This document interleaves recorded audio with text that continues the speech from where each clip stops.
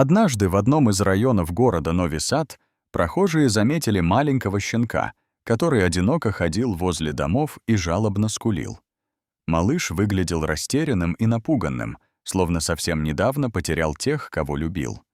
Люди поняли, что он не сможет долго находиться на улице, поэтому решили отвезти его в местный центр помощи животным.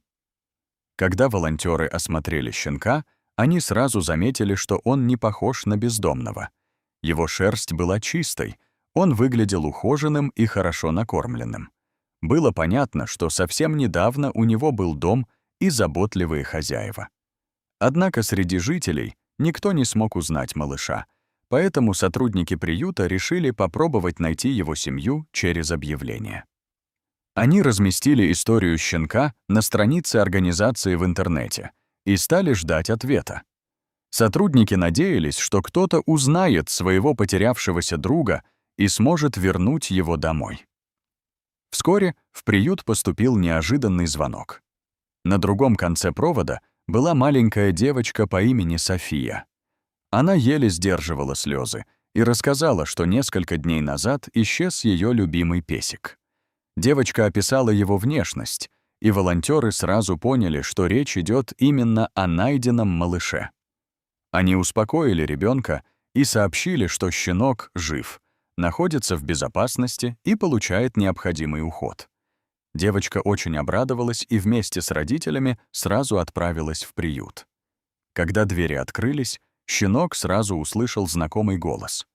Он поднял голову, замер на несколько секунд, а затем радостно побежал навстречу своей маленькой хозяйке.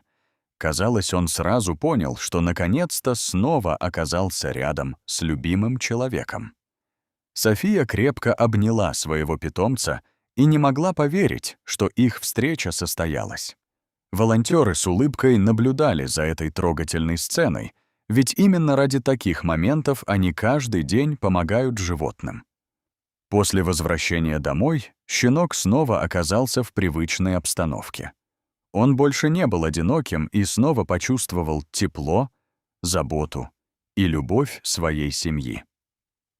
Эта история стала напоминанием о том, что настоящая привязанность между человеком и животным способна преодолеть любые расстояния. Иногда одна случайная встреча может изменить все. Главное — не проходить мимо тех, кто нуждается в помощи. Дорогие друзья, если вам понравилась эта добрая история, поддержите видео лайком и подпишитесь на наш канал.